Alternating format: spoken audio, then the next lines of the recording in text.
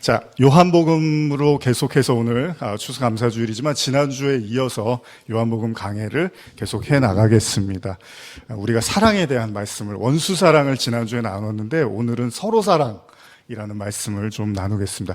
요한복음 강해 29번째 시간입니다. 요한복음 13장 34절에서 35절 우리 함께 같이 읽겠습니다. 시작. 새 계명을 너희에게 주노니 서로 사랑하라. 내가 너희를 사랑한 것 같이 너희도 서로 사랑하라.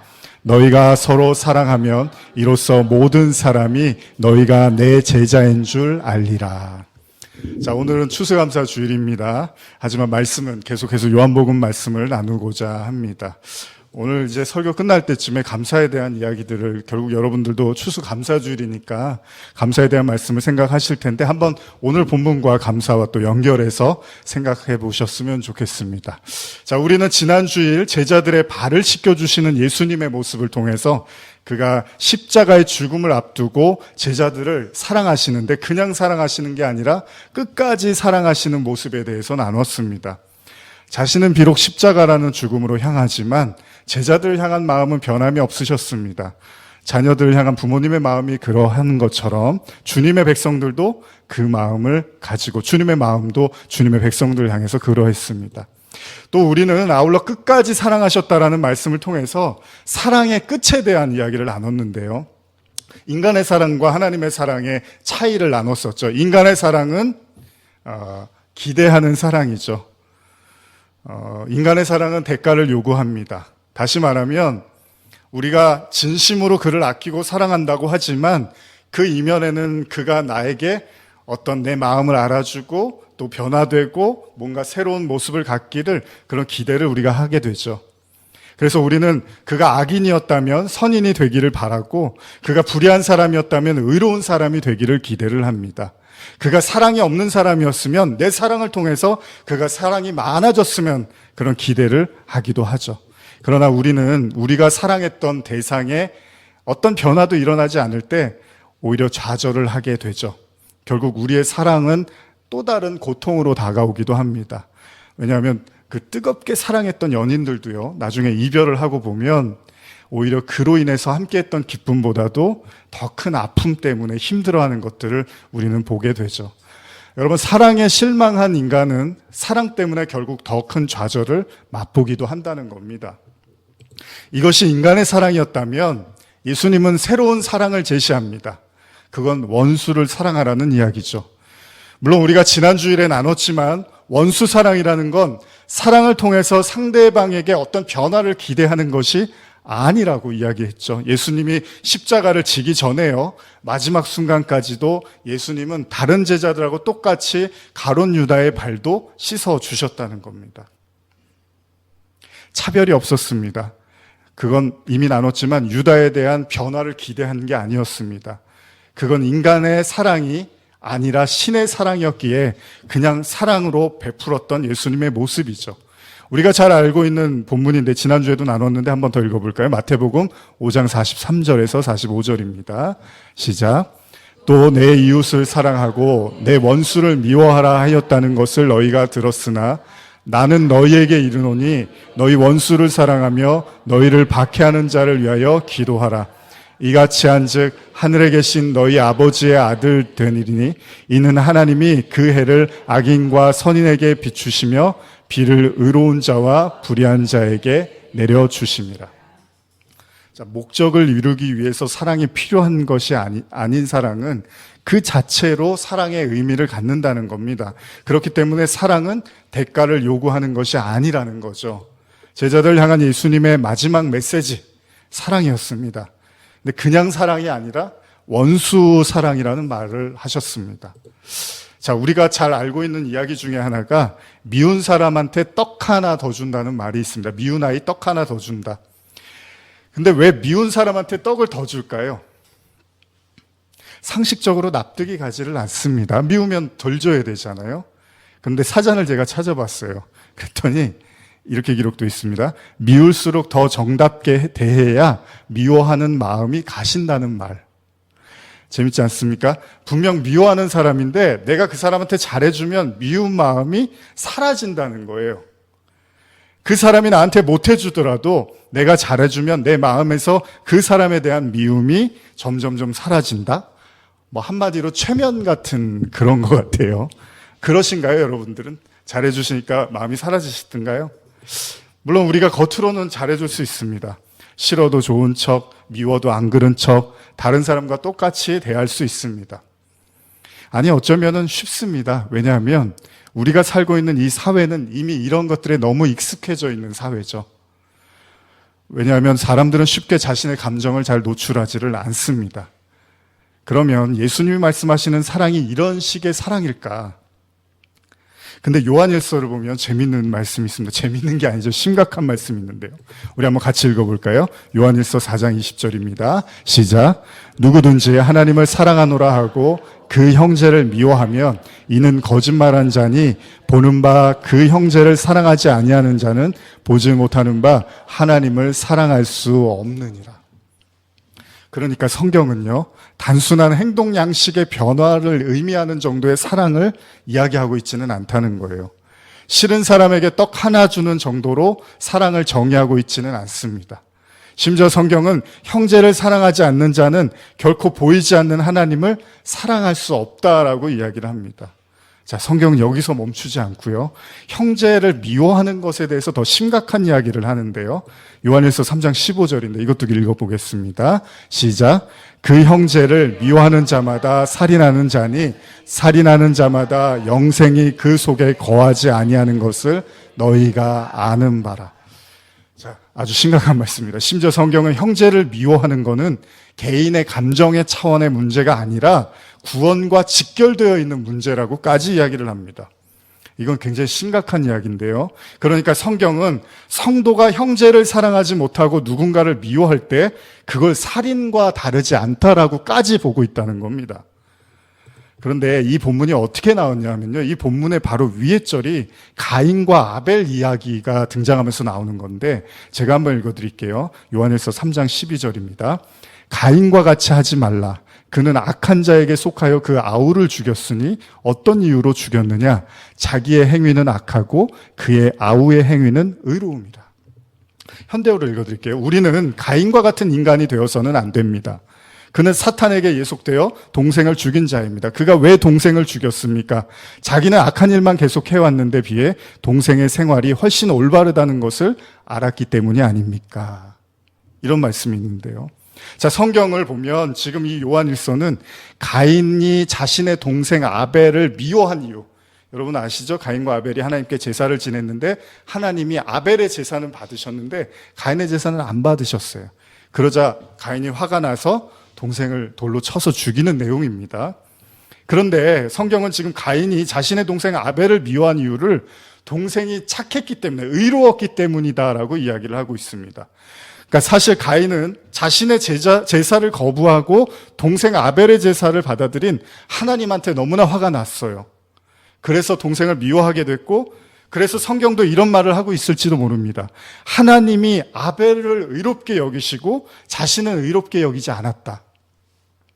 자, 만일 이 구절을 조금 더 깊이 생각해 본다면요, 인간의 미움의 문제, 그러니까 가인이 아벨을 미워한 것처럼요, 우리가 다른 누군가를 쉽게 사랑할 수 없는 이유, 그건 무엇일까에 대한 일정 부분에 대한 해답이 될 수도 있다는 겁니다. 다시 말하면 가인이 아벨을 미워했던 것이 하나님이 아벨의 제사만을 의롭게 여긴 것에서 출발했기 때문이잖아요. 그러니까 하나님께서 누군가는 의롭다 하고 누군가는 의롭다 하지 않다고 하니까 가인이 격분한 거죠. 그렇다면 우리는 이 내용을 생각하면서, 그래, 나는 가인처럼 살지 말아야지, 나는 아벨처럼 하나님께 인정받는 제사를 드릴 거야, 이런 생각을 할 수 있어요. 근데 가인과 아벨의 차이가 뭐였죠? 왜 하나님이 아벨이라는 사람의 제사는 받고 가인의 제사는 받지 않으셨을까요? 창세기를 보면요, 한번 이거 같이 읽어볼까요? 4장 3절에서 5절인데요. 시작. 세월이 지난 후에 가인은 땅의 소산을 제물을 삼아 여호와께 드렸고 아벨은 자기도 양의 첫 새끼와 그 기름으로 드렸더니 여호와께서 아벨과 그의 제물은 받으셨으나 가인과 그의 제물은 받지 아니하신지라. 가인이 몹시 분하여 안색이 변하니. 지금 읽으신 것처럼요. 가인이 농사를 졌대요. 그래서 자기의 그 농사진 걸 가지고 하나님께 제물을 드렸고요. 아벨은 양을 쳤대요. 그래서 자기의 그 양과 기름으로, 양의 기름으로 제사를 드렸다고 합니다. 그러면 이 내용이 하나님은 농사 지은 거는 받으시고, 안 받으시고, 양과 가축만 받으시냐? 이런 이야기는 아니잖아요. 그러면 우리도 이 메시지의 교훈을, 하나님은 짐승을 제물로 드릴 때 기뻐하시는구나. 이렇게 생각할 수 있잖아요. 근데 그건 아니잖아요. 그럼 여러분, 아벨처럼 제사를 드린다는 건 뭘까요? 가인과 아벨의 제사의 본질이 뭘까요? 왜 하나님이 가인 것은 받지 않고 아벨 것은 받으셨을까요? 자, 그럼 아벨처럼 제사를 드린다는 건 뭘까요? 가인과 아벨의 제사의 본질, 차이점이 뭘까요? 우리가 잘 알고 있듯이 이 제사는 아담과 하와의 범죄 이후, 그러니까 그들이 죄로 말미암아 에덴에서 쫓겨난 상태에서 일어난 일입니다. 자, 농사를 짓는 가인은 에덴 동산에서 범죄를 저지르고 그로 인해서 땀을 흘려야만 땅의 소산으로 먹고 살 수 있었던 아담, 바로 자신의 아버지가 아담이었습니다. 가인도 아벨도 마찬가지죠. 그런데 가인은 농사를 지었기 때문에 땅의 소산밖에는 하나님께 드릴 게 없었어요. 그러나 아벨도 아담의 아들이 맞지만 뭔가 성경이 지금 이걸 통해서 우리에게 무언가를 지금 상징적인 의미를 나타내고 있다는 거죠. 왜 하나님이 아벨 걸 받으셨을까? 근데 아벨이라는 그 사람의 이름의 뜻을 보면요. 이미 아시는 분들도 계시지만 아벨의 이름의 뜻이요. 숨, 헛됨, 없음 이런 의미가 있습니다. 이게 무슨 의미냐 하면 이 땅의 것들에 대해서 헛되고 헛되다라는 이름을 아벨이 가지고 있어요. 그리고 동시에 아벨은 땅의 것을, 물론 양도 땅의 것이지만 땅의 소산이라고, 성경이 땅의 소산이라고 말하고 양을 이제 가축으로 따로 이렇게 이야기를 하잖아요. 그 양과 기름으로 제물로 하나님께 나아가는데, 자, 그러면 우리는 이것을 단순히 고기를 좋아하는 하나님 이렇게 생각하지는 않잖아요. 왜냐하면 우리가 잘 알듯이요. 여러분 이 이야기를 가만히 생각해 보시면 양이 뭡니까? 성경에서 너무 쉽잖아요. 양이 상징하는 게 뭐죠? 어린 양 대신 그리스도. 구약의 내내에서도 양은 제물로, 제사장들이 우리의 죄를 용서받기 위한 제물로 양이 쓰여졌잖아요. 그러니까 양은 제사를 위한 제물이었잖아요. 그러니까 신약으로 넘어와서는 그리스도를 상징하고 있단 말이죠. 그렇다면 가인과 아벨의 이야기는 쉽게 이해할 수 있습니다. 하나님께서 아벨의 제물인 양을 받으시고 가인의 제물인 땅의 소산을 받지 않으셨다는 건 바로 신약의 예수님의 제사를 모형하고 있다는 거예요.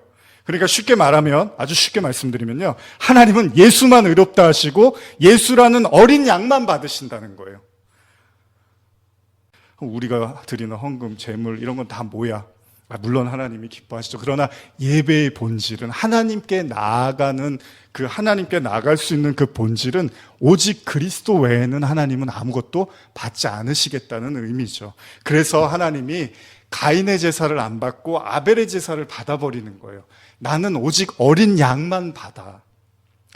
자, 가인은 제사를 통해서 이 사실을 깨닫지를 못했습니다. 가인이 아벨을 죽인 이후 하나님은 가인에게 묻습니다. 창세기 4장 9절인데요. 한번 같이 읽어볼까요? 시작. 여호와께서 가인에게 이르시되 내 아우 아벨이 어디 있느냐? 그가 이르되 내가 알지 못하나이다. 내가 내 아우를 지키는 자니이까. 가인은요, 하나님 앞에서 시치미를 뗍니다. 성경은 이 사건을 통해서 뭘 말씀하고 싶어 하는가?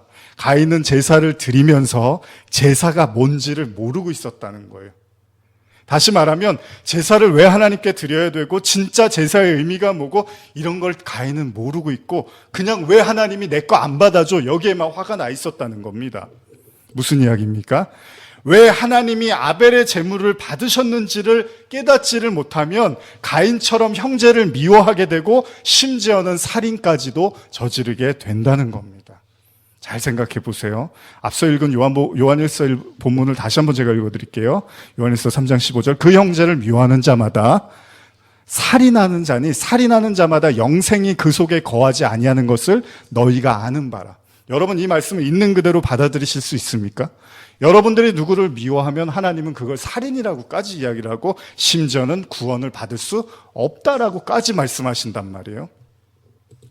자, 요한일서에서 이미 말씀하셨던 것처럼 가인이 아벨을 죽인 이유는 자기는 악하고 아벨이 의롭기 때문이라고 말한 것처럼, 자, 우리가 제사를 통해서 예수 그리스도의 선함과 동시에 여러분과 저의 악함, 의롭지 않음을 깨달아가지 못하면 그걸 제사라고 하지 않는다는 거예요.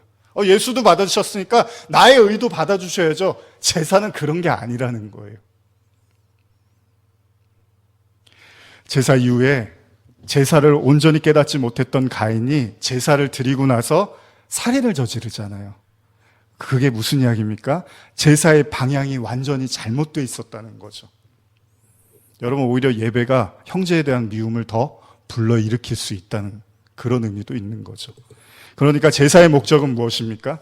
우리는 제사를 통해서 왜 예수는 의롭고 그리고 왜 동시에 내가 의롭지 못한지를 배워가는 건데, 가인은 하나님께서 왜 아벨의 제사만을 받으셨는지를 고민했어야 되는데 고민하지 않고 그냥 자기의 걸 거부하신 그 하나님에 대해서 화를 내고 분노하기 시작했다는 겁니다.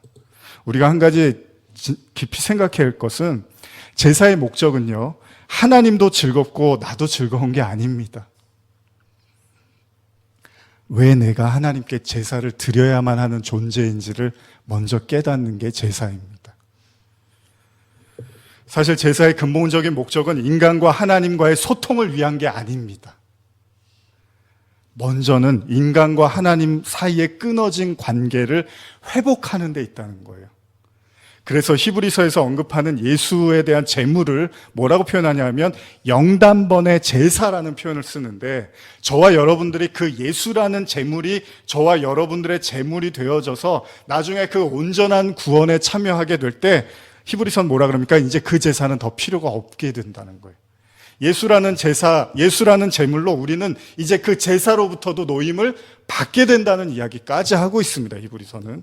그러니까 진정한 제사는 하나님과 내가 왜 단절될 수밖에 없었는지를 하나씩 하나씩 깨달아가는 여정이고, 결국 예수라는 온전한 제물이 저와 여러분들의 제물이 돼서 하나님의 그 지성소, 임재라는 하나님과의 교통의 상태로 들어가는 거, 이게 제사의 완성이잖아요. 그래서 예수님이 십자가를 질 때 뭐라 그럽니까? 내 육체가 휘장이라 그래요. 내 육체가 하나님께 들어가는 문인데 내가 십자가로 찢어서 열어버리겠다는 거예요. 그리로 우리를 들어 넣게 했다는 거잖아요.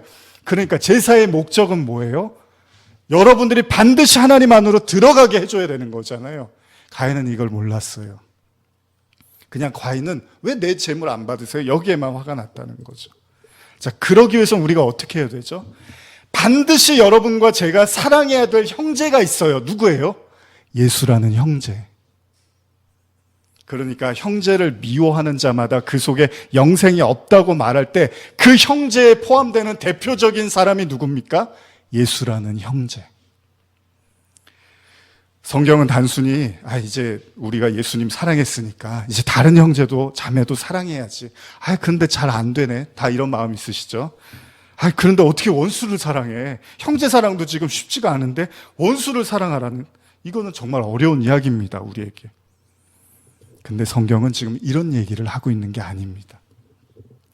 예수님이 말씀하신 이웃사랑과 형제사랑 안에는 가장 먼저 우리의 참된 이웃이신 우리의 참된 형제인 예수 그리스도가 포함되어 있다는 거고, 나아가서는 그 예수라는 형제를 온전히 사랑하지 못하면 다른 형제를 사랑하는 것은 당연히 불가능하다는 거예요.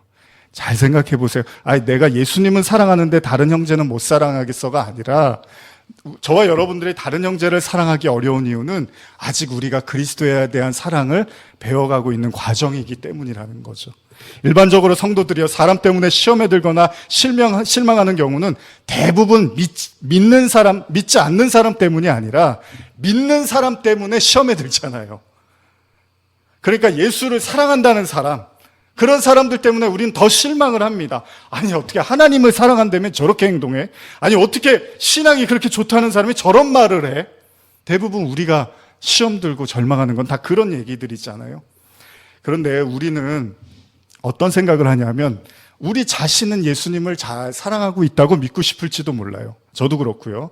그래서 우리는 내가 저들을 사랑할 수 없는 이유는 저들의 신앙이 잘못됐기 때문이야 라고 생각을 한단 말이에요. 물론 우리는 충분히 이해를 합니다. 왜냐하면요, 세상엔 정말 별의별 사람들이 많습니다. 그 중에 저도 하나일 수 있잖아요, 여러분들한테는. 저도 별의별 사람일 수 있잖아요. 그러기에 원수를 사랑하라는 둥, 형제를 미워하지 말라는 둥, 이런 성경 말씀은 사실은 굉장히 현실성이 없다는 거예요. 사실 이 말씀은 신앙이 깊던 깊지 않던 간에 모든 사람에게 너무 형이상학적인 언어예요. 원수 사랑? 어떻게 사랑하는 거죠? 물론 오늘 이 설교로 그 모든 것에 대한 해답을 나누자는 건 아닙니다. 단지 오늘 우리는 먼저 우리가 정말 예수라는 형제를 사랑하고 있는가에 대한 진지한 질문을 던져보고 싶은 거예요. 왜냐하면 그것이 바로 오늘 예수님이 말씀하신 서로 사랑하라는 말씀을 여는 열쇠이기 때문입니다. 자, 요한복음 13장 36절, 37절 한번 읽어볼까요? 시작. 시몬 베드로가 이르되 주여 어시로 가시나이까? 예수께서 대답하시되 내가 가는 곳에 내가 지금은 따라올 수 없으나 후에는 따라오리라. 베드로가 이르되 주여 내가 지금은 어찌하여 따라갈 수 없나이까? 주를 위하여 내 목숨을 버리겠나이다. 이게 오늘 본문입니다. 요한복음 지금 강해의 본문인데 예수님께서 제자들에게 서로 사랑하라고 말씀하시고요. 베드로가 불안한 거예요. 뭐가 떠나실 것 같으니까. 그래서 베드로가 묻습니다. 주님 어디로 가십니까? 그러자 주님이 말씀하십니다. 내가 가는 곳을 내가 지금은 따라올 수 없으나 후에는 따라오리라. 이에 당황한 베드로가 여느 때처럼 주님을 향해서 또 말하죠. 주여 내가 지금은 어찌하여 따라갈 수 없나이까? 주를 위하여 내 목숨을 버리겠나이다. 분명 베드로는 예수께서 작별의 말씀을 고하시는 것 같아서 자기의 마음을 서둘러서 끄집어냅니다. 사랑하잖아요, 제가. 이렇게 이야기를 해요. 지구 끝까지라도 가겠고 세상 끝까지라도 갈 겁니다. 베드로는 예수님에 대한 변함없는 자신의 애정을 과감하게 드러냅니다. 심지어는 목숨도 버리겠다고 하잖아요. 지금 이 순간만큼은 베드로의 마음은 진심일 거예요. 가끔 드라마를 보면요, 남녀가 사랑하다가 시간이 흐르고 사랑이 식어가고 결국은 이별을 합니다. 이때 한 사람이 다른 사람에게 이런 말을 합니다. 나를 진심으로 사랑했던 적은 있었니? 그런 얘기 혹시 들어보신 적 있으신가요? 하시거나. 처음 사랑이 시작됐을 때는 세상을 다 줘도 아깝지가 않죠. 근데 이별의 순간이 오면요, 정말 내가 사랑했었었나? 정말 우리가 사랑했었었나라는 차가운 감정들이 올라오게 됩니다. 변하지 않고 바뀌지 않는 것이 사랑이라고 말하는데요. 한번 생각해 보고 싶어요. 도대체 사랑이라는 게 뭘까요? 예수를 따르겠고 그를 위해서 지구 끝까지 쫓아가겠다고 자신의 마음은 절대로 변하지 않을 거라고 호언장담하는 그에게 주님이 지금 뭐라고 하시냐면 내가 나를 위해서 내 목숨을 버리겠느냐? 내가 진실로 내게 이르노니 닭 울기 전에 내가 3번 나를 부인하리라. 네가 나를 위해서 목숨을 버리겠다고? 너는 하룻밤 사이에 3번이나 나를 부인하게 될 거야. 죽음도 불사하고 주님을 따르겠다는 지금 베드로에게 지금 주님은 죽음은 고사하고 3번이나 나를 부인할 것에 대해서 말씀을 하고 계십니다. 유다에게 자신을 팔 것을 암시하듯이 지금 사랑하는 제자 베드로에게도 그의 현실, 진짜 현실을 말씀해 주시는 거예요. 자, 이 소리를 들은 베드로는 어땠을까요? 예수님이 너무 야속합니다. 아니 어쩌면 자신이 이렇게도 모를까? 내 마음을 어떻게 이렇게 몰라주실까? 아니 지금 제자들 다 있는 데서 이런 망신을 나한테 주시나? 베드로는 지금 상상도 못한 이야기를 예수님께 듣게 됩니다. 예수님은 너무 냉정하고 헛똑하고 차가운 이야기를 하고 계십니다. 예수님의 사랑은 베드로와는 다릅니다. 베드로처럼 감정적이지도 않고 자기의 사랑의 한계를 알지 못하고 던지는 무책임한 말들도 아닙니다. 예수님의 사랑은 오히려 날카롭게 베드로의 마음의 현실을 그대로 말씀하십니다.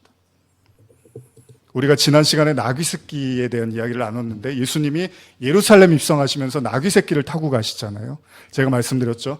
예수님은 이 세상 것을 누리지 못하는 것이 힘들어서 그런 것들 때문에 힘들었던 분이 아니라 모든 능력을 다 가지고 있었음에도 불구하고 그걸 자기를 위해서 쓰지 않는 것, 그 자신과의 싸움 때문에 힘들었는지도 모르겠다고 나눴었죠. 그 치열한 싸움의 의미는 무엇입니까? 예수님은 자신의 육신을 위해서 이 땅에 오신 분이 아니었기 때문에 예수님은 철저하게 거짓과 진실을 구분하셨다는 거예요. 그게 누구를 위한 거고, 그게 가능한 얘기고, 그게 가능하지 않은 말인지, 그게 진실인지 아닌지를 예수님은 철저하게 구분하고 계셨다는 거예요. 이게 자기를 부인한 자의 눈입니다. 자기를 내어버린 자는 자기의 이익을 도모하려고 하는 마음이 없기 때문에 그것이 누구를 위한 것인지를 더 분명하게 볼 수 있겠죠. 예수님이 바로 그 눈을 가지셨잖아요. 요한복음 2장 23절, 24절, 25절 같이 한번 읽어볼까요? 시작.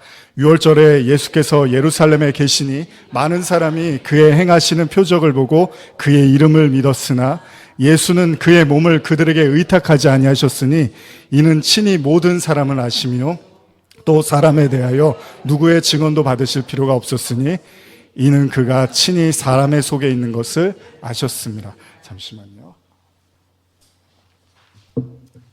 현대어로 24절만 읽어드릴게요. 예수께서는 그들을 신임하시지 않으셨다. 그것은 누가 예수께 말씀드리지 않아도 예수께서는 인간의 마음을 너무나 잘 알고 계시기 때문이다. 현대어로 읽어드렸습니다. 예수님은 베드로의 마음을 너무나 잘 알고 계십니다. 베드로가 예수님을 위하여 땅끝까지 쫓을 마음도, 그를 위해서 죽을 수 있는 마음도 없다는 걸 더더욱 잘 알고 계셨습니다. 단지 몇 시간만 지나면 자신을 버리고 부인할 것을 주님은 너무나 잘 알고 계셨습니다.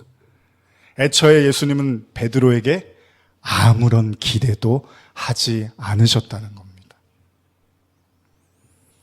베드로를 너무나 잘 아셨기 때문에 지금 자기 자신을 전혀 모르고 있는 건 베드로 자신이라는 겁니다. 사실 인간은요, 자기 자신을 객관적으로 바라보기가 어렵습니다. 그래서 인간은 때때로 스스로를 과대포장하기도 하고요. 또 때로는 스스로를 아주 저 나랑으로 비약하면서 자기 자신에 대한 그 연민을 갖기도 합니다. 왜냐하면 인간은 자기 자신을 볼 수 있는 힘이 없어요. 그래서 성경에는 이런 본문이 있는데요. 마태복음 7장 3절에서 5절 제가 읽어드릴게요. 어찌하여 형제의 눈 속에 있는 티는 보고 내 눈 속에 있는 들보는 깨닫지 못하느냐. 보라, 내 눈 속에 들보가 있는데 어찌하여 형제에게 말하기를 나로 내 눈 속에 있는 티를 빼게 하라 하겠느냐. 외식하는 자여 먼저 내 눈 속에서 들보를 빼어라. 그 후에 밝히 보고 형제의 눈 속에서 티를 빼라. 그러니까 지금 이 말씀은요, 우리가 세상과 사회 그리고 타인의 옳고 그름을 판단하기 이전에 예수님은 진짜 나를 마주하라는 거죠. 이걸 통해서 진정한 자신을 들여다보라는 거예요. 그래서 예수님이 베드로에게 던진 말씀은 그가 가지고 있었던 사랑에 대한 환상을 깨트려버리고 오히려 그가 가진 사랑의 실체를 맞닥뜨리도록 하셨다는 겁니다. 여러분, 가인이 제사를 통해서요, 자신의 실체를 봅니다. 그는 하나님께서 동생의 제사만을 받자 동생이 너무 미웠고요, 심지어는 분노를 참지 못합니다. 제사를 통해서 가인은 진짜 자기의 모습을 보게 된 거예요. 내가 이렇게 잔인하고 무정한 사람이었구나. 내가 이렇게 내 동생을 미워했구나. 그리고 자신이 어떤 사람인지, 그리고 형제에 대한 자기 사랑이 얼마나 나약한지를 보게 되죠. 우리가 한 가지 오해하지 말 것은 제사라는 건요, 내가 처한 환경이나 어려움을 극복하기 위해서 나오는 게 아닙니다. 제사는요, 아까도 말씀드린 것처럼 내가 왜 하나님으로부터 끊어질 수밖에 없었던 존재인가를 배우는 거예요. 그게 아니면 이스라엘 백성을 뭐하러 40년 동안 광야 생활을 시키십니까? 그렇게 한순간에 믿음이 완성되는 거라면 뭐하러 가나안 땅을 일주일이면 가면 되는 걸 40년을 돌고 근데 그 40년을 돌았는데도 이스라엘 백성들이 그걸 못 깨달았다고 성경은 말하고 있어요. 그러니까 여러분과 저의 제사도 마찬가지죠. 우리는 우리의 어려움과 현실의 문제들 하나님이 좀 도와주셨으면 하는 이런 기도 제목을 갖고 제사를 나오기도 합니다. 그럴 수밖에 없어요. 그러나 제사의 본질은 그건 아니라는 거예요. 제사의 본질은 저와 여러분들이 그 제사를 통해서 반드시 하나님 안으로 들어가야 되는 거죠. 가나안으로 들어가야 되는 게 광야의 목적이잖아요. 결혼하고 제가 초창기에 화장실에서 볼일을 볼 때마다 물을 틀어놓은 적이 있었습니다. 아내에게 좋은 이미지만을 주고 싶었는지 한동안 물을 크게 틀어놓고 볼일을 봤습니다. 제사는 우리의 좋은 면을 하나님께 보여주는 게 아닙니다. 나중에 제 아내가 그러더라고요. 뭐하러 그러냐고. 핀잔을 늘어놨습니다. 아무 문제가 되지 않는 것들이죠. 제사는 우리가 하나님께 우리의 좋은 면을 보여주면 하나님께서 모른 척하고 기뻐하시는 게 아니라, 그럼 하나님이 아니죠, 그거. 여러분들 자녀분들 있으신 분들, 어르신들 잘 아시잖아요. 자식들이 왔는데 표정이 좋지 않고 뭔가 힘들어 보여요. 근데 웃으면서 아무 일 없는 것처럼 이야기하면 아무 일 없구나라고 생각하시지 않잖아요. 자녀들이 돌아가고 집에서 걱정하고 생각하고 그렇잖아요. 하나님도 우리의 좋은 면만 보고 오늘 기분 좋았다. 그럼 그건 하나님 아니죠. 예수님께서 유다를 택하실 때 이미 그가 배신할 걸 다 알고 계셨습니다. 3년 반 동안 유다는 절대 굽힐 마음이 없었고 예수님도 잘 알고 계셨습니다. 베드로가 매일같이 예수님을 사랑한다고 노래를 부를 때도요, 예수님은 그가 자신을 3번이나 저주할 걸 알고 계셨습니다.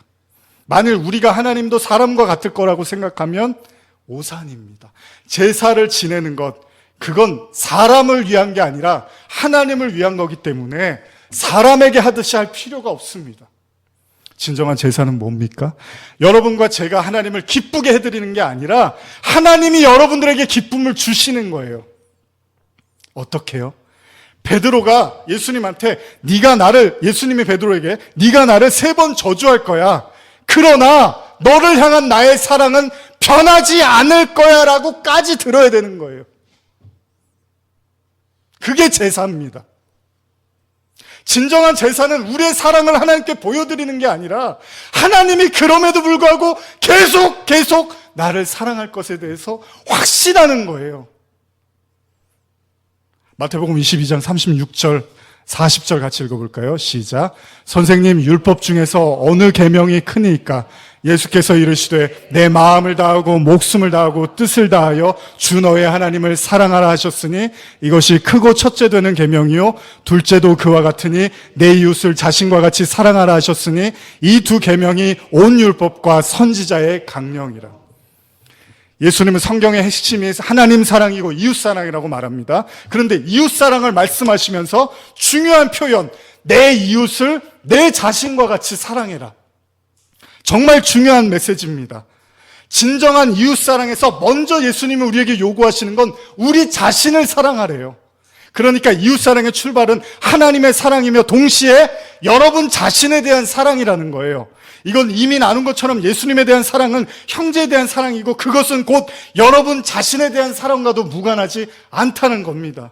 그러니까 여러분들이요, 형제를 미워한다는 것은 곧 여러분 자신을 미워하고 있는지도 모른다는 거예요. 그리고 그것은 예수를 아직 사랑하지 못하고 있는지도 모른다는 겁니다. 가인이 형제 아벨을 죽인 이후에 하나님께 가인의 죄를 묻습니다. 결국 그는 죄의 대가를 치르기 위해서 자신의 거처에서 쫓겨납니다. 그는 죽음에 대해 공포가 오기 시작합니다. 이제 내가 죄가 크니까 사람들이 보면 날 죽이겠구나. 근데 하나님이 가인에게 증표를 주십니다. 창세기 4장 15절인데요. 같이 한번 읽어보겠습니다. 시작. 여호와께서 그에게 이르시되 그렇지 아니하다. 가인을 죽이는 자는 벌을 7배나 받으리라 하시고 가인에게 표를 주사 그를 만나는 모든 사람에게서 죽임을 면하게 하시니라. 하나님은 두려워하는 가인에게 아무도 그를 죽이지 못하고 건드리지 못하도록 오히려 증표를 주셨다는 거예요. 가인은 제사를 통해서 자신 안에 감춰있는 미움과 분노를 보았습니다. 그러나 동시에 그럼에도 불구하고 자신을 여전히 지켜주시는 하나님의 은혜도 경험하게 됩니다. 제사는 그런 겁니다. 우리는 제사를 통해서 나의 불의함을 봅니다. 그러면 하나님은 그걸 사랑으로 덮어주십니다. 엄밀히 말하면 어린 양, 즉 예수라는 의로움으로 우리를 덮어주시는 거예요. 그래서 아담과 하와가 그 가죽옷을 입는 거잖아요. 덮어주시는 거죠. 이게 우리가 제사를 드리는 이유입니다. 만약 이 세상에서 가장 큰 죄가 있다면 뭘까요? 절대로 용서받아서는 안 되는 죄가 있다면 뭘까요? 바로 신을 죽이는 거겠죠. 근데 신은 눈에 보이지 않아서 죽일 수가 없습니다. 그러면 그 다음에 할 수 있는 게 뭐죠? 신의 아들을 죽이는 거겠죠. 이것이야말로 신이 창조한 이 세상에서 가장 큰 죄일 겁니다. 그러나 놀랍게도 어린 양이 자신의 제물이 된 자는요, 그 모든 죄로부터 용서를 받는다는 거예요. 쉽게 설명드릴게요. 내가 예수를 죽였구나. 이 고백을 진짜 할 수 있는 자는 그 어린 양으로 인해서 모든 죄를 사함받는다는 거예요. 우린 그 예배를 향해서 매일마다 예배를 드리는 거죠. 우리는 어떻게 자신을 사랑할 수 있을까요? 사실 인간이 스스로를 사랑할 수 있는 방법은 없습니다. 인간이 스스로를 사랑하면 자기 애라고 합니다. 영어로 나르시시즘이라고 하는데, 자기 집착, 자기 이기심이라고 합니다. 이건 인간관계에 단절을 가져오고요, 오히려 나아가서는 다른 사람을 절대 사랑하지 못하고 그들의 비난의 대상이 됩니다. 성경이 말하는 자기 사랑은 나르시시즘이 아닙니다. 자기 애가 아닙니다. 자기 애라는 건 죄인으로 태어난 모든 인류가 가지고 있는 것이고 죄의 가장 대표적인 속성입니다. 자기애적 사랑과 성경에서 말하는 자기 사랑은 다른 겁니다. 나를 사랑하고 나를 용서하는 건 내 자신이 될 수 없다는 거예요. 왜냐하면 우리가 우리 자신을 사랑하기 시작하면요, 우리는 타인에게 그러하듯이, 어떻습니까? 여러분들에게 좋은 모습을 보여주면 사랑하죠. 여러분들에게 싫은 모습을 보여주면 안 사랑하죠. 여러분 자신한테도 그렇게 할 거라는 거예요. 그래서 내가 알고 있는 나와 다른 사람이 알고 있는 내가 차이가 나는 이유가 거기 있습니다. 내 좋은 모습만 나는 기억하려고 하고 내 나쁜 모습은 잊어버리려고 하고 묻어두고 싶은 거예요. 그러나 사람들은 그 모든 걸 다 객관적으로 보고 있단 말이죠. 최소한 나 자신보다는. 우리는 그 선악과를 먹은 그 선악으로 나 자신도 그렇게 가르기 시작한다는 거예요. 예전에 제가 청년에, 지금도 그렇지만 피부가 좋지 않아서 이렇게 자신감이 없었는데 제가 가끔 말씀드렸죠. 이걸로부터 저는 이런 뭔가 제 어떤 작은 열등감 같은 거였는데, 어느 날 이제 아내하고 교제를 하면서 제 피부를 이렇게 만지더니 피부 좋다고 그 이야기 한마디에 그 모든 열등감이 다 사라졌습니다.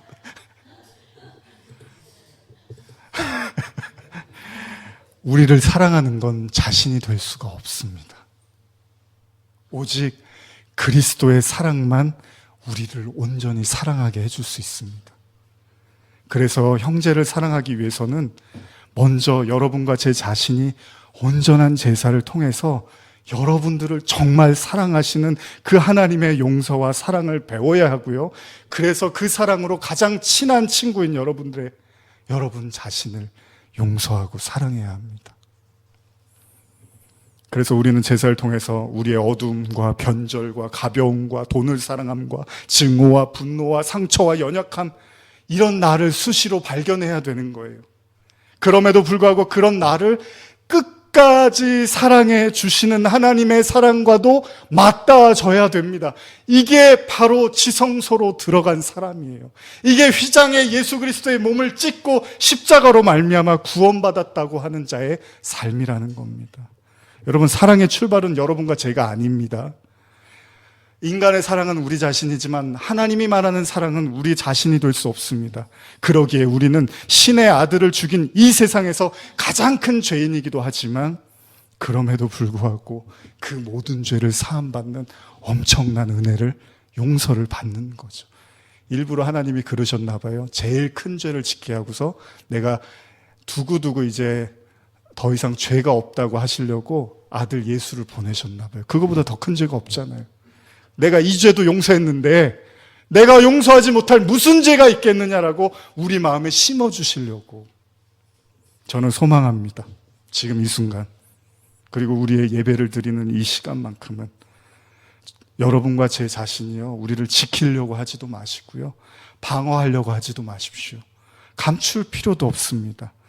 그저 나를 사랑하시고 나를 용서하기 위한 그 하나님의 은혜. 그래서 여러분과 저를 들춰내시는 거예요. 자꾸 주변의 사람을 통해서, 환경을 통해서, 일들을 통해서 자꾸 우리의 나약함을 들춰내시는 거예요. 왜요? 덮어주시려고. 그래도 괜찮다고. 그럴 때 비로소 나를 사랑하고 서로 사랑하게 될 것입니다. 요한일서 4장 12절 말씀 읽고 마치겠습니다. 시작. 어느 때나 하나님을 본 사람이 없으되 만일 우리가 서로 사랑하면 하나님이 우리 안에 거하시고 그의 사랑이 우리 안에 온전히 이루어지니라. 아멘. 기도하시겠습니다. 오늘 추수감사주일이기도 하고 또 주일 예배로 또 하나님께 나아갑니다.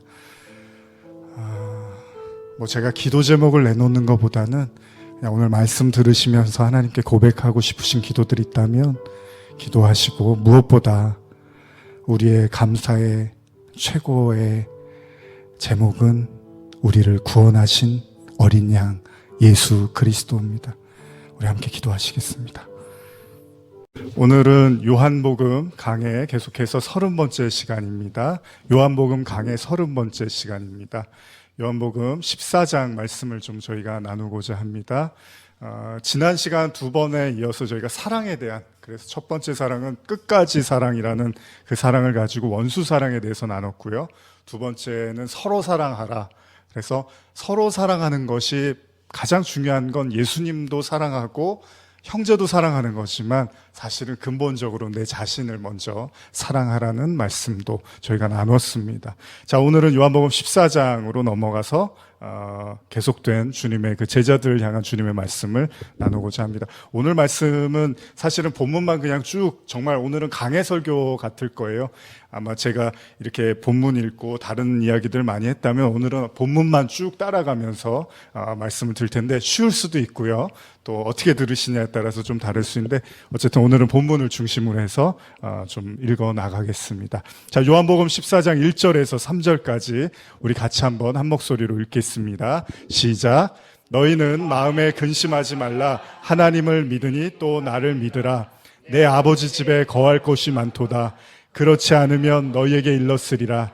내가 너희를 위하여 거처를 예비하러 가노니 가서 너희를 위하여 거처를 예비하면 내가 다시 와서 너희에게 내게로 영접하여 나 있는 곳에 너희도 있게 하리라.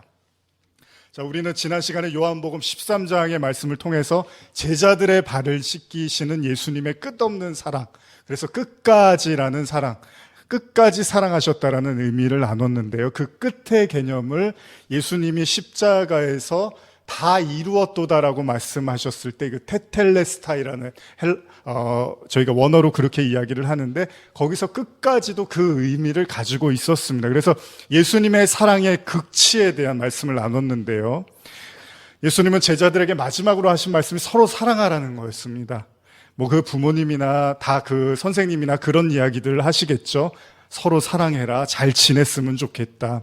예수님의 마음도 그렇게 제자들 향해서 애타게 들끓고 있었습니다. 그러한 예수님의 죽음을 느꼈던 베드로는 예수님을 붙잡으면서 자신의 강렬한 사랑을 표현하죠. 그런데 예수님이 그런 베드로에게 너는 나를 3번 부인하게 될 거야 라고 이야기를 하십니다. 이제 성경은 계속된 주님의 말씀으로 이어지고 있습니다. 제자들을 향한 마지막 교훈을 예수님께서 남기듯이 오늘 14장은 계속해서 십자가와 관련된, 그리고 십자가 사건의 이유에 대한 일들을 제자들에게 가르치고 계십니다. 요한복음 14장 1절은 이렇게 시작을 하는데요. 마음에 근심하지 말라. 인간이 느끼는 대부분의 불편함이 뭐냐면 이 근심 덩어리입니다. 편치 않은 마음, 우리를 힘들게 만드는 마음. 지금 제자들의 마음이 그렇습니다. 왜냐하면 예수님의 행동이 자꾸 심상치가 않아요. 자꾸 십자가 그동안 얘기로만 들었는데 예수님이 지금 이걸 뭔가 직접 실행하시겠다는 이야기를 하니까 제자들의 마음이 불편해지기 시작합니다. 이를 잘 아시기라도 하는지 예수님은 제자들에게 근심하지 말라고 말씀을 하십니다. 너희가 하나님을 믿는다면, 눈에 보이지 않는 하나님을 믿는다면 눈에 보이는 나도 믿으라는 거예요.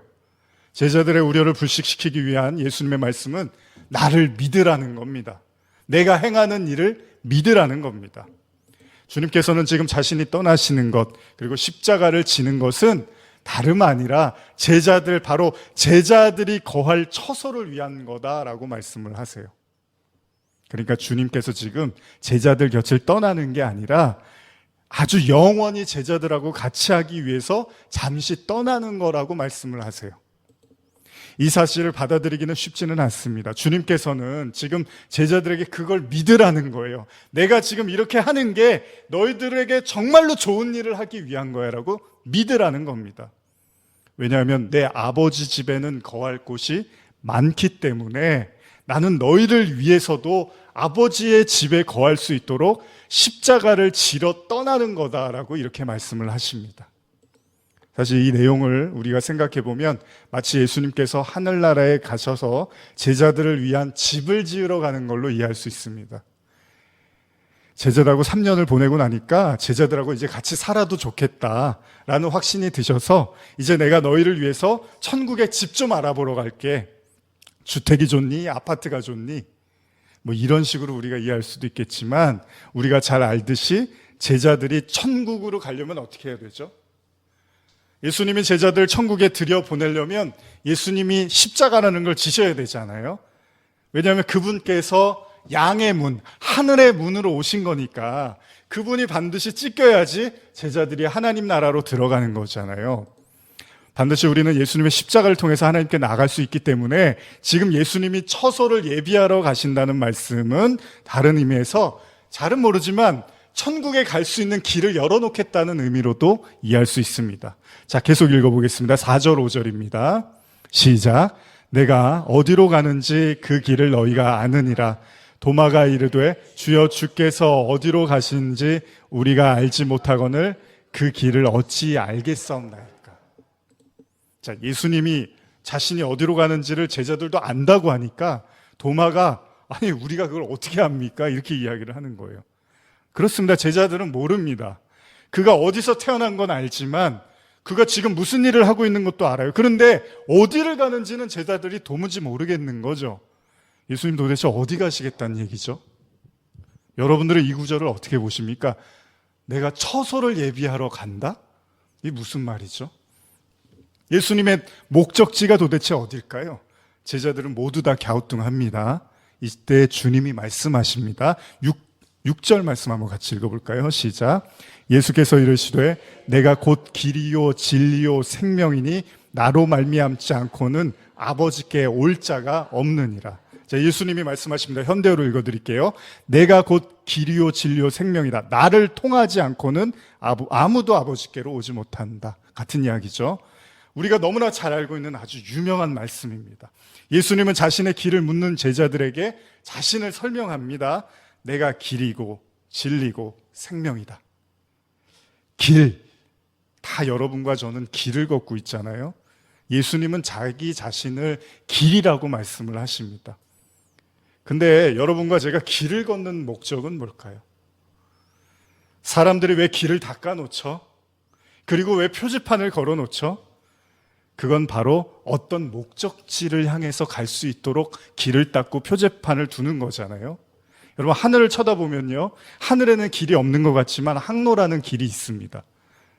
그래서 비행기들이 다니는 길들이 다 있습니다. 배도 마찬가지죠. 그렇습니다. 길이라는 거는 어떤 목적을 가지고 가는 건데 그냥 길을 걷는 사람도 있겠지만 사실 길 자체가 운동하려면 그냥 걷는 거죠. 그것 때문에 걷는 것 외에는 어떤 길을 간다는 건 목적을 향해서 간다는 겁니다. 그리고 우리는 그 길의 끝에서 무언가를 얻고 싶어 하는 거죠. 길은 우리에게 어떤 장소를 안내해 줍니다. 물론 여러 갈래 길에서 우리는 수없이 많은 선택을 하지만 결국 그 길을 걷는다는 것은 그 길 끝에서 무언가 우리가 기대하고 있는 게 있다는 거예요. 지금 예수님은 제자들에게 자신을 길이라고 설명을 합니다. 다시 말하면 예수님은 자신이라는 길의 끝에 뭐가 있다고 지금 말씀을 하시는 거예요. 길, 진리, 생명. 사실 이게 다 다른 의미 같지만 모든 게 하나를 설명하고 있잖아요. 다시 한번 14장 6절을 제가 읽어드리면 예수께서 이르시되 내가 곧 길이요 진리요 생명이니 나로 말미암지 않고는 아버지께 올 자가 없느니라. 자, 그러면 그 길의 끝은 무엇이냐? 아버지께로 가는 거. 그 길 끝에서, 그 진리의 끝에서, 그 생명의 본질의 끝에서 하나님 아버지를 만나야 된다는 거죠. 그래서 예수님이 지금 자신이 가는 길의 끝인 아버지에 대한 이야기를 하는 겁니다. 아니, 사실 예수님은 이미 오래전부터 이런 얘기를 하셨는데 한번 이거 읽어볼까요? 요한복음 10장 37절 38절입니다. 시작. 만일 내가 내 아버지의 일을 행하지 아니하거든 나를 믿지 말려니와 내가 행하거든 나를 믿지 아니할지라도 그 일은 믿으라. 그러면 너희가 아버지께서 내 안에 계시고 내가 아버지 안에 있음을 깨달아 알리라 하시니. 아버지께로 가야 된다? 근데 동시에 주님은 자신 안에 또 아버지가 있대요. 물론 이것이 우리가 단순하게 내가 아버지를 사랑해라고 이해할 수도 있습니다. 나는 아버지의 말씀대로 살아, 아버지께 순종하는 사람이야 라고 이해할 수도 있습니다. 우리도 누군가를 사랑하면 그 사람이 내 안에 있어 이런 표현을 쓰잖아요. 그렇다면 예수님이 이런 의미에서 말씀하셨을까요? 도대체 예수님이 아버지가 내 안에 있다는 얘기가 무슨 의미일까요? 예수님은 십자가를 위해서 제자들을 떠나겠다고 하시고 그 이유가 아버지의 집에 처소를 예비하러 간다고 해요. 그런데 또 그 아버지가 자기 안에 있대요. 자신 안에. 이게 어떤 이야기일까요? 7절 한번 읽어볼까요? 요한복음 14장 7절입니다. 시작. 너희가 나를 알았더라면 내 아버지도 알았으리로다. 이제부터는 너희가 그를 알았고 또 보았느니라. 자, 계속된 말씀을 통해서 주님은 지금 자신을 안 것이 하나님을 안 거다 이렇게 이야기를 하세요. 심지어는요, 자기를 본 게 하나님을 본 거야. 물론 삼위일체에서 관점에서 보면 맞습니다. 아들과 아버지와 성령은 하나입니다. 그건 어렵지 않습니다. 근데 지금 제자들도 그걸 동의할 수 있겠냐는 거예요. 예수님을 본 게 하나님을 본 거야. 이게 제자들한테도 이해가 가겠냐는 거예요. 그러자 8절에 빌립이 말합니다. 같이 읽어볼까요? 시작. 빌립이 이르되 주여 아버지를 우리에게 보여주옵소서. 그리하면 족하겠나이다. 자, 빌립이 예수님 말씀을 듣고 그동안에 간절히 원했던 질문을 합니다. 정말 하나님 아들이 맞으세요? 그러면 아버지를 보여주세요. 사실 사람들이 기적을 일으키는 사람에게 몰리고 그를 따르는 이유 중에 하나가 뭡니까? 그에게 바로 강력한 신성이 임했다는 거잖아요. 그러기에 아마도 제자들이 예수님을 따를 수 있는 이유 중에 하나가 하도 많은 기적을 행하시니까 예수님을 안 믿을 수가 없어요. 하나님이 뭔가 함께 하시는 것 같은 거죠. 사람은 할 수 없는 일이잖아요. 죽은 사람까지 살려낸 걸 본 제자들로서는 예수님이 충분히 하나님의 아들이라고 믿는 걸 주저하지 않을 수 있습니다. 차라리 여기까지만 얘기를 하셨으면 좋았습니다. 문제는 예수님이 지금 하시는 말씀, 나를 본 게 하나님을 본 것이야 라는 말씀은 제자들이 듣기에 좀 불편한 얘기라는 거예요. 그래서 도마는 확인하고 싶었습니다. 예수님의 수많은 기적을 보았지만 그가 정말 하나님 아들이라면 이제 하나님도 보여주시겠구나 이 생각을 한 거예요. 14장 9절 계속 읽겠습니다. 예수께서 이르시되 빌립아 내가 이렇게 오래 너희와 함께 있으되 내가 나를 알지 못하느냐. 나를 본 자는 아버지를 보았거늘 어찌하여 아버지를 보이라 하느냐. 이제 구체적인 이야기를 하십니다. 예수님은 좀처럼 이해하기 힘든 말씀을 하시는데 나를 본 게 아버지를 본 거다. 이건 받아들이기가 쉽지 않습니다. 예수님을 본 것이 하나님을 본 것이다? 차라리 기적을 일으키는 예수님이 하나님의 능력을 힘입어서 하는 거야라고 말씀하셨으면 괜찮습니다. 그런데 문제는 자신의 모습을 본 것이 하나님을 본 것이다. 이건 석연치 않고 심지어는 뭔가 속았다는 느낌도 들 수 있습니다. 예수님을 잘못 따랐나 우리가? 뭐 자기를 본 게 하나님을 본 거야? 이런 생각을 할 수 있다는 거예요.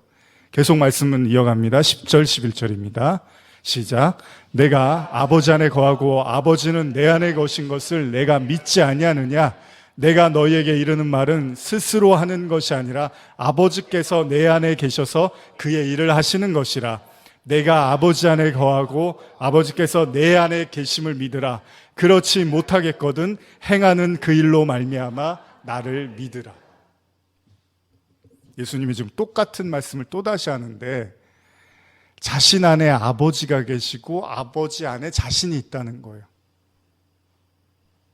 이거는 앞서 읽은 요한복음 10장의 내용과도 거의 일치하고요. 여러분들이 아시겠지만 이 말씀을 굉장히 많이 하십니다.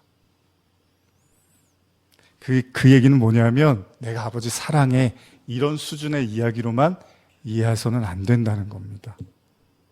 그럼 예수님은 도대체 왜 자신 안에 아버지께서 거하신다고 말하셨을까요?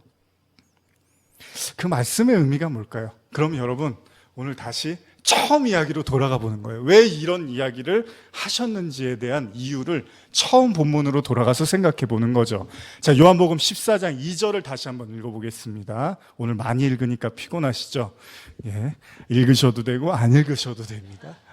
자, 같이 읽겠습니다. 시작. 내 아버지의 집에 거할 곳이 많도다. 그렇지 아니하면 너에게 일렀으리라.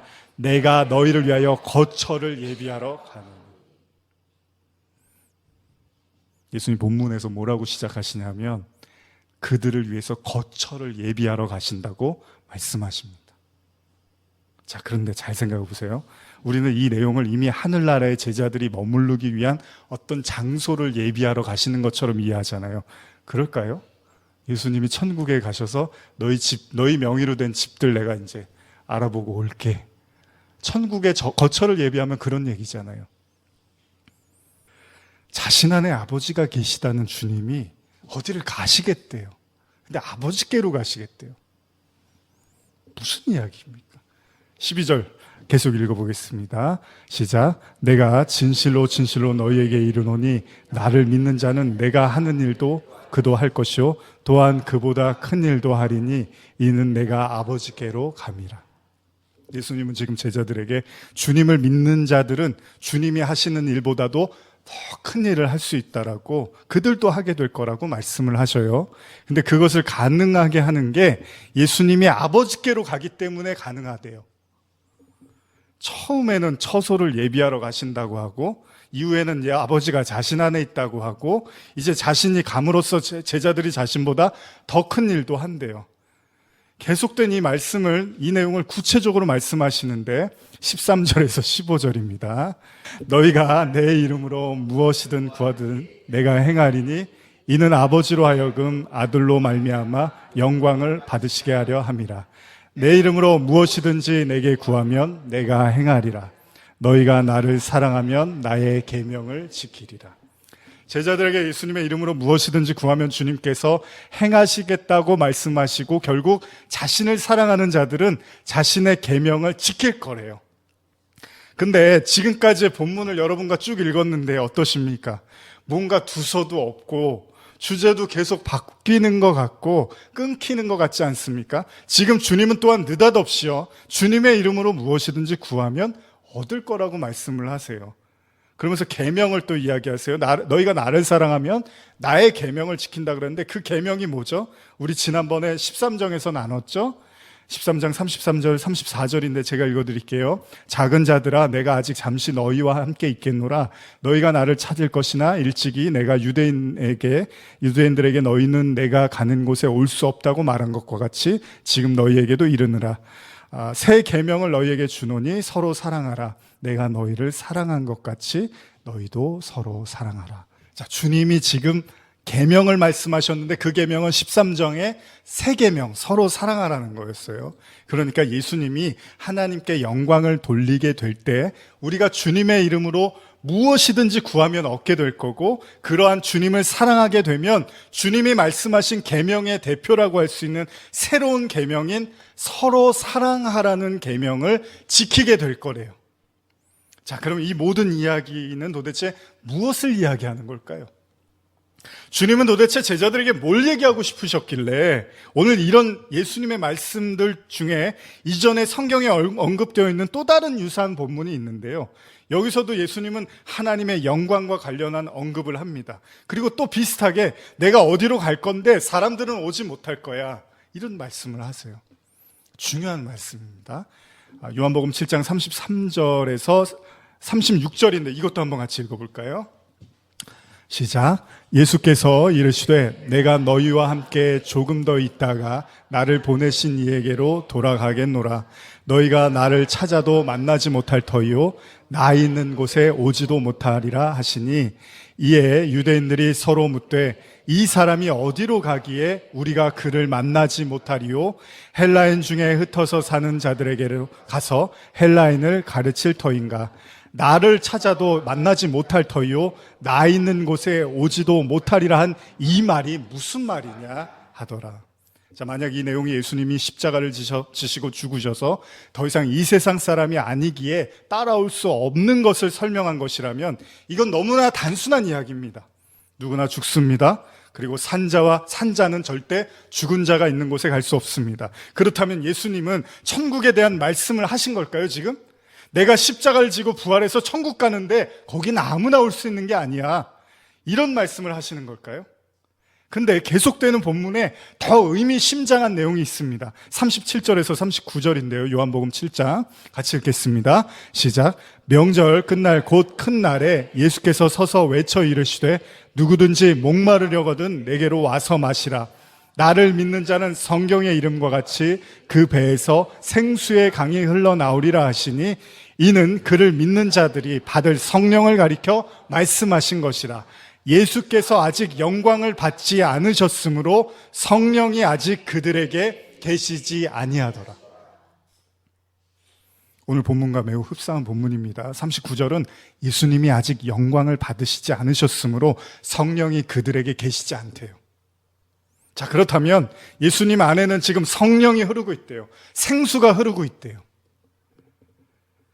그래서 예수님이 사마리아 여인에게 요한복음 4장 10절인데요. 예수께서 대답하여 이르시되 내가 만일 하나님의 선물과 또 내게 물 좀 달라 하는 이가 누구인 줄 알았더라면 내가 그에게 구하였을 것이요 그가 생수를 내게 주었으리라. 그러면 요한복음 7장의 내용에 의하면 예수님께서 영광, 즉 십자가의 죽음 이후에 무언가 바로 나타나는데 그게 뭐냐 하면 성령이래요. 다시 오늘의 본문으로 돌아가서 결국 제자들에게 하시고 싶었던 말씀을 우리가 한번 적용해 보면 16절, 요한복음 14장 16절, 지금 읽으신 본문들 쭉 지금 계속된 본문입니다. 여기서 예수님이 똑같이 성령을 언급하십니다. 요한복음 14장 16절, 17절입니다. 시작. 내가 아버지께 구하겠으니 그가 또 다른 보혜사를 너희에게 주사 영원토록 너희와 함께 있게 하리니 그는 진리의 영이라. 세상은 능히 그를 받지 못하나니 이는 그를 보지도 못하고 알지도 못함이라. 그러나 너희는 그를 아나니 그는 너희와 함께 거하시며 또 너희 속에 계시겠습니다. 사실 지금까지 요한복음 14장의 가르침을 쭉 여러분과 읽었는데 예수님은 하나 이야기하고 싶었습니다. 보혜사 성령.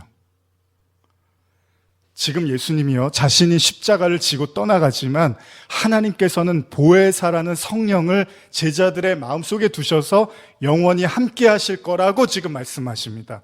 그리고 그 진리의 영, 즉 성령께서는 제자들과 함께하는 것에 그치는 게 아니라 그들의 내면에 거할 것에 대해서도 지금 언급을 하시는 거예요.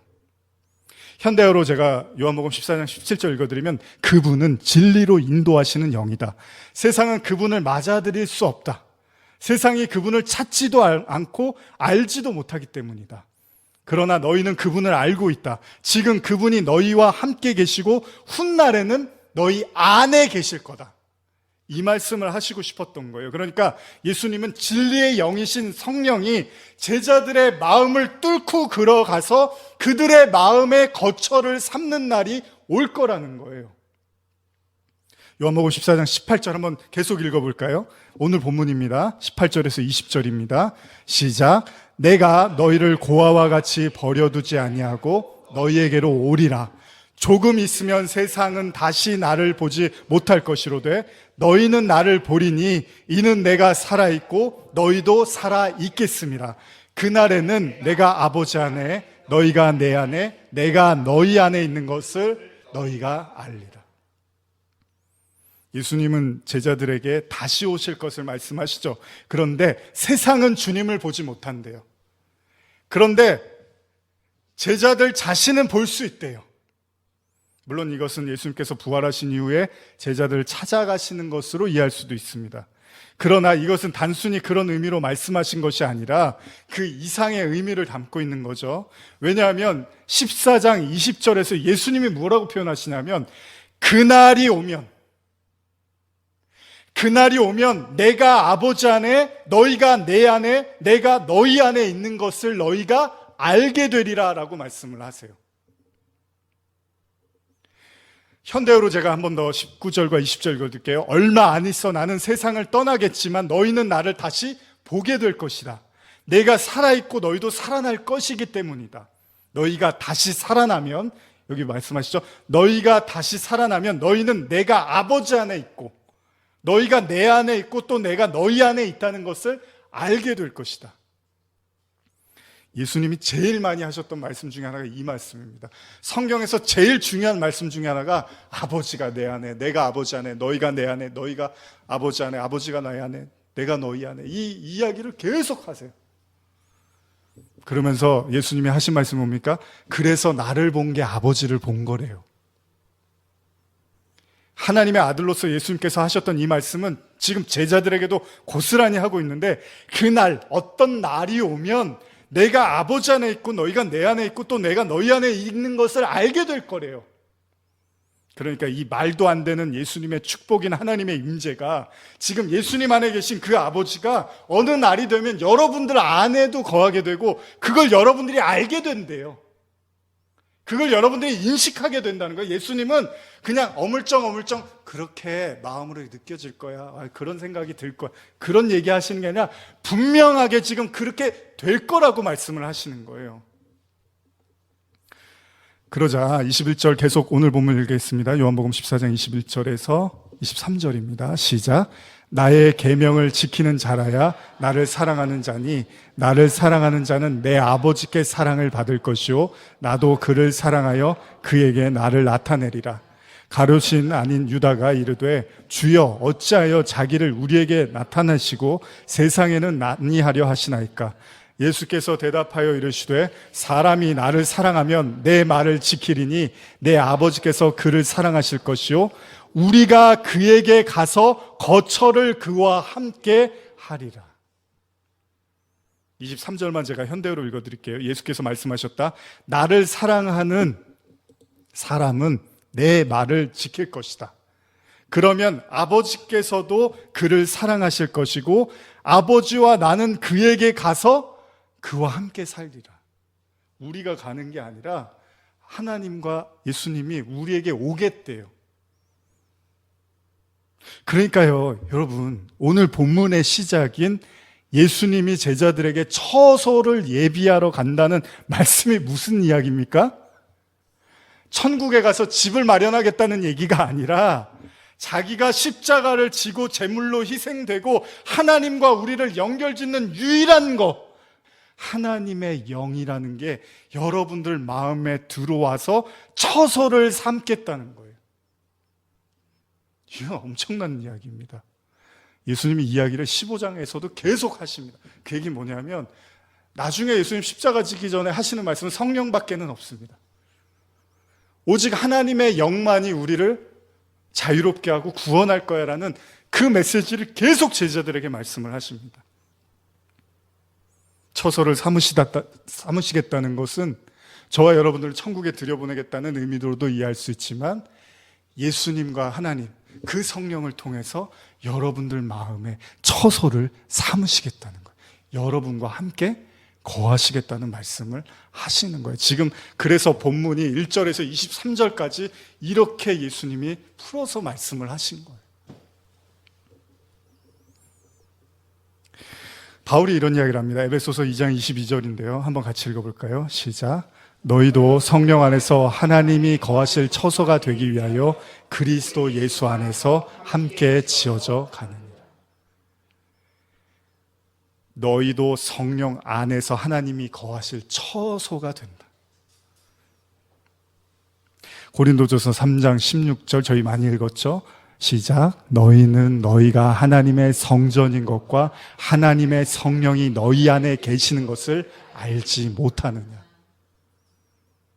이 말씀이 바로 주님께서 제자들 안에 거하시겠다고 처소를 예비하시겠다는 말씀이죠. 그런데 예수님이 정말로 예수님께서 제자들 안에 거하시겠다고 하셨던 그 말씀은 이루어졌습니까? 예수님이 내가 너희 안에 거할 거야 라고 하셨잖아요, 아까. 그런데 고린도 후서 13장 5절을 보면요. 한번 이것도 읽어보겠습니다. 시작. 너희는 믿음 안에 있는가 너희 자신을 시험하고 너희 자신을 확증하라. 예수 그리스도께서 너희 안에 계신 줄을 너희가 스스로 알지 못하느냐? 그렇지 않으면 너희는 버림받은 자니라. 바울은 말하고 있네요. 그리스도가 내 안에 처소를 삼으셨다고. 그래서 바울이 말을 하는 거예요. 진짜 시험해 보라는 거예요. 확증해 보라는 거예요. 정말 그리스도가 내 안에 계신지를 확인하라는 거예요. 그냥 무조건 머리 뒤밀고 믿으라는 얘기가 아니고요. 정말로 내 안에 그리스도가 계신가? 그게 제가 설교할 때 이런 설교 계속 하는 게요.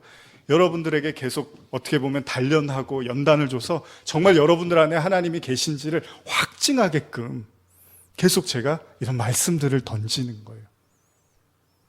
그렇지 않으면 너희는 버림받은 자래요. 그러니까 주님이 내 안에 계시죠. 함께 하시는 것 같아요. 성경은 그런 얘기하는 게 아닙니다. 분명하게 계시는 걸 여러분들이 인식을 하게끔 주님이 하신대요. 그냥 믿음이 없을 때는 안 계신 것 같다가 믿음이 있으면 계신 것 같죠. 이런 얘기가 아닙니다. 성경이 말하는 건 반드시 성령을 통해서 그리스도가 계시구나라는 걸 확신하게 만든다는 거예요. 그게 성화입니다. 성경이 말하는 성화는 저와 여러분들 내면에 그리스도가 정말 계시네요라고 확증할 수 있는, 그럴 때 복음을 전하라고 하는 거예요. 성경에서. 그래서 사도행전에서 예수님이 뭐라 그럽니까? 오직 성령이 너희에게 임하시면 너희가 권능을 받고 유대와 사마리아와 땅끝까지 이르러 증인이 된다는, 그 증인은 보고 들은 것뿐만 아니라 내 안에 거하시는 예수 그리스도를 확인할 때, 확증할 때 그들의 발을 통해서 하나님은 아름다운 복음을 전하는 자들의 발로 쓰시겠다는 거예요. 그래서 여러분과 저는 말씀을 들으면서 끊임없이 내 안에 그리스도가 계신가를 확인해 나가는 거고, 만약에 그렇지 않은 내 안에 텅 비어 있는 마음을 보게 되면 저와 여러분들은 그 그리스도의 은혜를 정말 목마른 자의 심정으로, 배고픈 자의 심정으로 구하고 구해야 된다는 거죠. 그래서 예수님이 나한테 오라고 하신 거예요. 목마르려거든 다 내게로 와, 내가 그 생수를 줄게, 이렇게 말씀을 하신 거죠. 여러분, 제가 설교를 준비하면서 가끔 그런 생각을 합니다. 예수님은요, 그러니까 우리가 오늘날에 예수님이 뭐 다 주시겠다고 했고 다 기도하면 들어주시겠다고 했지, 이런 이제 피상적인 믿음을 갖다 보니까 예수님이 그건 안 해주시는 건 또 이유가 있겠지, 이런 생각을 하는데, 예수님은 그런 식의 말을 한 적이 없어요. 분명히 본인의 말씀, 입으로 하신 말씀은 반드시 확실한 얘기를 하신 거지. 어떤 사람은 뭐 기도했는데 잘 됐대요. 우리는 안 됐어. 예수님의 말씀이 좀 모호하긴 한데 그래도 믿어야지, 이런 얘기를 하신 적이 없어요. 예수님은 생수를 주시겠다고 하면 예수님은 분명하게 생수, 즉 성령을 주시겠다고 말씀하신 거고, 너희가 내 안에, 내가 아버지 안에, 아버지가 내 안에, 이것도 어렴풋하게 주님을 그냥 사랑하라는 얘기가 아니라 여러분이 어느 날이 되면 인식하게 될 거라는 거예요. 주님이 내 안에 계시구나, 분명하게 말씀을 하셨다는 거예요. 바울은 지금 분명히 해야 될 게 있다고 합니다. 만일 우리 안에 그리스도가 계신 것을 우리 스스로 알지 못한다면 우리는 버림받은 자들이라고까지 이야기를 하고 있습니다. 여러분들 안에는 그리스도가 계십니까? 말씀을 마무리하면서 비밀을 하나 말씀드리겠습니다. 다 나와 있는 비밀. 여러 번 했던 비밀. 뭐 이게 비밀이에요. 근데 어떤 사람한테는 비밀이 될 수 있습니다. 최소한 여러분들이 하나님으로 대접한다면 여러분들에게 이 말씀은 비밀이 되겠죠. 우리 같이 한번 읽고 마무리하겠습니다. 골로새서 1장 24절에서 27절입니다. 시작. 나는 이제 너희를 위하여 받는 괴로움을 기뻐하고 그리스도의 남은 고난을 그의 몸된 교회를 위하여 내 육체에 채우노라.